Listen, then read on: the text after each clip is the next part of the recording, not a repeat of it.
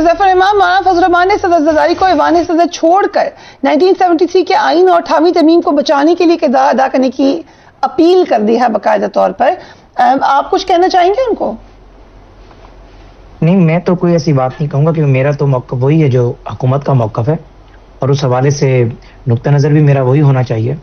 हाँ, ये ज़रूर है कि मौलाना फजल रहमान साहब माजी में खुद इसके नाकिद थे कि 18वीं तरमीम में बहुत सारी चीज़ें हुई जो कि नहीं होनी चाहिए थी, लेकिन आज ज़ाहिर है उनका एक सियासी बयानिया है, और उस हवाले से वो हमारे इस हवाले से उम्र में बड़े हैं, बुजुर्ग हैं, सीनियर हैं, वो अपनी एक राय रख सकते हैं।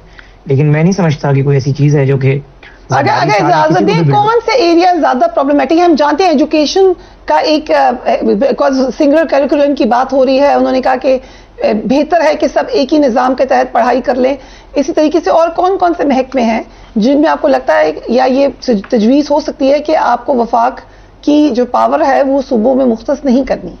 हेल्थ है, एजुकेशन है, बहुत सारी चीज़ें हैं। मैं आपको गोशगुजार कर देता हूँ।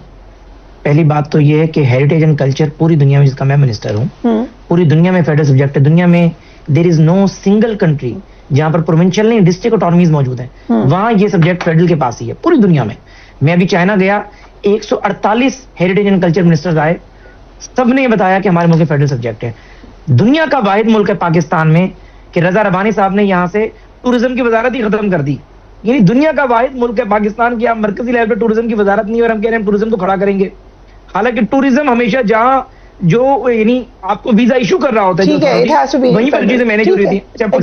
इस तरह बहुत सारी चीजें हैं। अभी देखिए, अहमद अवैस साहब ने कहा कि हम इन एसेंस एग्री करते हैं। मैं ये नहीं कहता, यही बात अब्दुल्ला साहब ने की, ये बात मैं कह रही हूँ। जब एक डिबेट होती है तो लॉजिकल बातों पे लोग मुत्तफिक होते हैं। यहाँ पे किसी को भी 18वीं तरमीम रिवर्स करने पे इशू नहीं है सवाए पीपल्स पार्टी को, लेकिन बाकी सबके लिए तो डिबेट ओपन करें।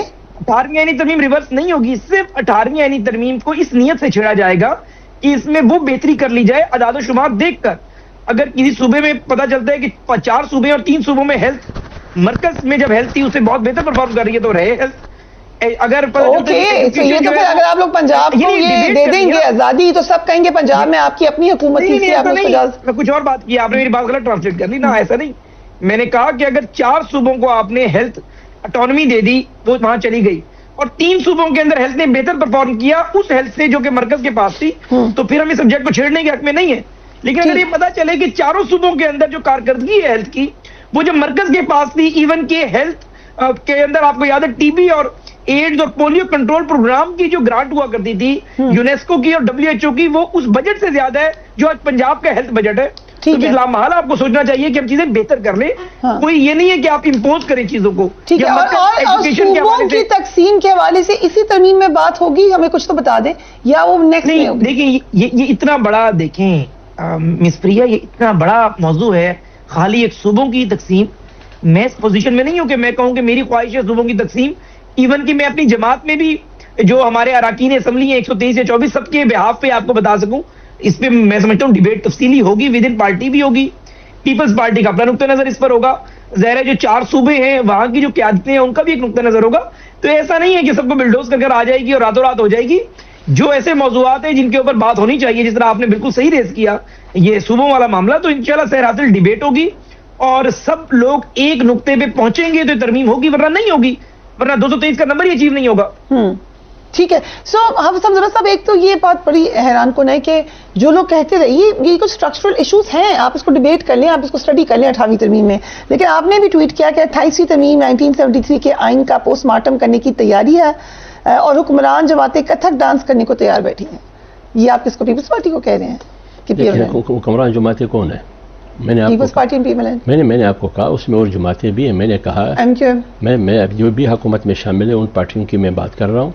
26वीं आईनी तरमीम में उन्होंने क्या रजिस्ट किया, 27वीं आईनी तरमीम में उन्होंने क्या रजिस्ट किया? कुछ भी नहीं किया। रजिस्ट अगर किया है 26वीं आईनी तरमीम में तो जमीयत उलमा इस्लाम और मौलाना साहब ने किया है, लेकिन 27वीं आईनी तरमीम तो उन्होंने आंखें बंद करके उस पर अंगूठा लगाया। और 28वीं आईनी तरमीम का मैंने कहा कि ये दोनों का इत्तेहाद, ये इत्तेहाद बिलरज़ा नहीं है दोनों बड़ी पार्टियों का, ये इत्तेहाद बिलजबर है। आप बाल्फाज़ दिगर ये कह सकते हैं कि ये PR बिलरज़ा भी नहीं है, ये PR बिलजबर है। तो आप लोग अलायंस बनाएं ऑपोजिशन। अभी मैं आ रहा हूँ इस बात, आपस में तो बात करती नहीं ऑपोजिशन। बात है ना, बात मैंने क्यों बात की कि 73 के आइन को बिल्डोज करना चाहते हैं, उनकी तैयारी हो रही है तजहीज़ और तदफीन की। इसलिए बाहर जो बातें हो रही है, 18वीं तरमीम में बुनियादी चीज़ आपका NFC है। अभी का उज़ैफ़ा ने कि देखिए फरीहा बीबी, मैं अर्ज़ करना चाहता हूँ अदब के साथ मेरे भाई, इनको कोई पता नहीं है। ऐसे तो ना कहें। मैं अर्ज कर लूँ, इनके इल्म में कुछ नहीं है। खुदा मैं क्या अभी मैं खा उसमें इसके इल्म में, यार एक हफ्ता पहले वो कहते थे कि तरमीम नहीं है, 3 दिन पहले कहा क्या कर रहे थे कि तरमीम नहीं है, फिर कहा एक ने कि तरमीम है, दूसरे ने कहा कि नहीं है। हुज़ैफा का मेरा ख्याल बयान, उन्होंने कहा कि ये तरमीम कौन के लिए बेहतर है, जानबूझ के कह दो नहीं पता जब आप इन नुकात को देखिए कि NFC को छेड़ना है, ठीक है ना, सुबह की वसाइल को आपने कंट्रोल करना है, गवर्नर राज की जो आइन के आर्टिकल्स है उसमें तब्दीली ला के आइन अदालत के हवाले करना है। लेकिन जब आप गवर्नर राज एक सूबे में नाफिज करेंगे तो उस सूबे की असेंबली से तो पूछिए ना। आप असेंबली से इख्तियारात देते हैं, एक आईनी अदालत को देते हैं, और आईनी अदालत के बारे में कानूनी माहिरीन क्या कहते हैं। तो इसलिए मैं कह रहा हूं कि अगर वो चीजें, वोटर की उम्र के बारे में बात हुई, सुबह की इजाफे में बात हो रही है, अगर 18 साल नौजवान बिल दे सकता है, बिजली का, गैस का दे सकता है, अगर वो जुर्म करे तो वो जेल जा सकता है क्योंकि वो जिम्मेदार है 18 साल का, वो शादी कर सकता है, इन तमाम चीजों में वो बालिग है। लेकिन जब वोट डालने के वक्त आता है फिर वो बच्चा है, इसका क्या मकसद है? ठीक, इसलिए मैं कह रहा हूं कि अगर ये चीजें आप शामिल करते हैं तो फिर आप 73 की आइन को दफन करते हैं। राइट। सो